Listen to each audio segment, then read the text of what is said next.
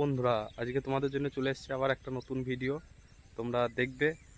আর যারা আমার চ্যানেলে যারা নতুন, তারা আমার চ্যানেলটিকে সাবস্ক্রাইব করে বেল আইকনটি অন করে দেবে, কারণ আমি যে নতুন ভিডিওগুলো তোমাদের জন্য নিয়ে আসবো সঙ্গে সঙ্গে তোমাদের কাছে যাতে নোটিফিকেশন চলে যায়, সেই জন্য আমার চ্যানেলটিকে সাবস্ক্রাইব করো এবং আমার পাশে থেকো। চলো চলো আজকে যাব একটা নতুন ভিডিও। মাঠে জল দিতে যাব, জমিতে জল লাগবে, তাই জল দিতে যাব। তোমাদের কাছে শেয়ার করব কিভাবে আমরা মেশিনে করে জল দিই। মেশিনটা একটু ডিজেল তেল ভরে নিই যাতে মাঠে গিয়ে আর ঘুরে না আসতে হয়। তেলটা ভরে নিই যাতে মেশিনটা বন্ধ না হয়ে যায়। চলো, তেল ভরা শেষ হয়ে গেল, এবার আমরা বেরোবো। তোমরা কন্টিনিউ দেখতে থাকো। শেষ হয়ে গেল আমাদের তেল ভরা, চলো। দেখো বন্ধুরা, এরকম করে সাইকেলে করে নিয়ে যেতে হয়, খুবই কষ্টকর ব্যাপার মাঠে এরকম করে সাইকেলে করে নিয়ে যাওয়া। এই দেখো নিয়ে যাচ্ছি, এরকম করে মাঠ দিয়ে নিয়ে যেতে হবে, খুব কষ্টকর ব্যাপার। সবাই পারবে না এসব, অভ্যাস না থাকলে। আমি মাঝে মাঝে আমাদের জন্য নিয়ে যেতে হয়, কিন্তু কিছু করার নেই। নিজের চাষির ঘরে ছেলে চাষ তো করতেই হবে। এবার চাষ করতে গেলে জমিতে প্রয়োজন মাফিক জলও লাগবে, সেই জন্য জল দিতে চললাম। তোমরা দেখতে থাকো। আমি এসেছি গন্তব্যস্থলে, এই দেখো নিয়ে চলে এসেছি। এবার রেডি হবে, সব ব্যবস্থা রেডি হবে। হ্যালো বন্ধুরা, দেখো আমরা মেশিনটাকে নিয়ে আসছি। আমি আর আমার বাবা মিলে মেশিনটা নিয়ে এসে রাখলাম।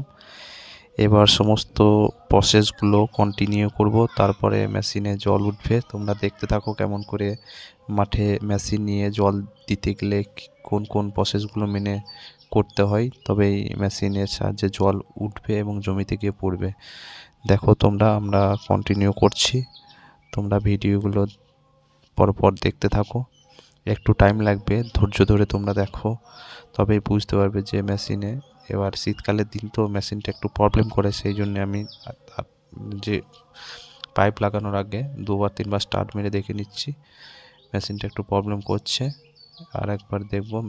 স্টার্ট মেরে দেখলাম সব ঠিকই আছে। এবার পাইপে তার আগে জল যাতে ধরে তাড়াতাড়ি ফ্যানে, সেই জন্য মেশিনে পাইপে জল ভরে নিচ্ছি।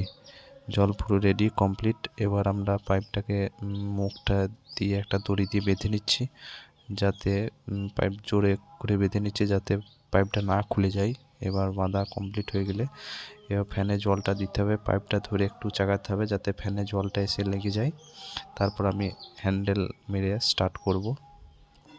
তোমরা দেখতে থাকো প্রসেসগুলো, একটু ধৈর্য ধরে করতে হয়, এগুলো অনেকটাই টাইমের ব্যাপার। তোমরা দেখো, এবং এবার স্টার্ট হয়ে গেছে, চলে যাচ্ছে জল। এবার পুরো মেশিন স্টার্ট হয়ে গেছে। এবার যাবে জমিতে গিয়ে পড়বে জল, তোমাদেরকে দেখাবো, তোমরা দেখতে থাকো। জমিতে গিয়ে জল পড়বে শুরু হয়ে গেছে। এবার চলো দেখতে থাকো, আমি দেখাচ্ছি সব।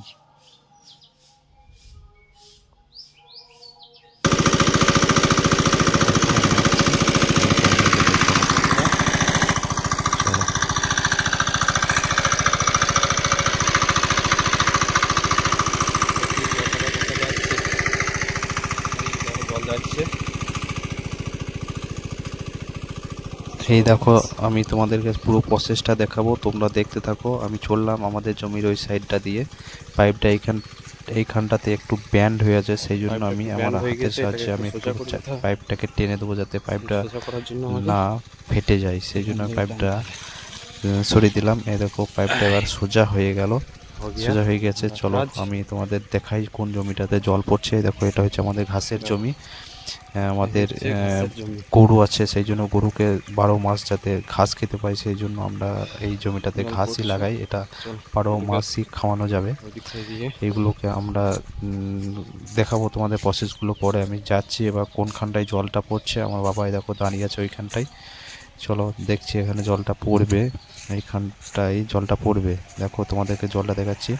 পাইপটা বেশি দূরে নয়, 100 থেকে 150 মিটার দূরেই আমার মেশিনটা পুকুরে পাতা আছে, ওখান থেকে জলটা আসছে। যথেষ্ট পরিমাণে জমিতে জলটা পড়ছে, তোমরা দেখতে পাচ্ছ। খুবই ভালো জল হচ্ছে মেশিনটাতে। আমাদের জল দেওয়া জমিতে সম্পূর্ণ হয়েছে, এবার আমাদের বাড়ি যাওয়ার পালা, চলো। থ্যাঙ্কস ফর ওয়াচিং, চ্যানেলটিকে সাবস্ক্রাইব করতে ভুলবেন না।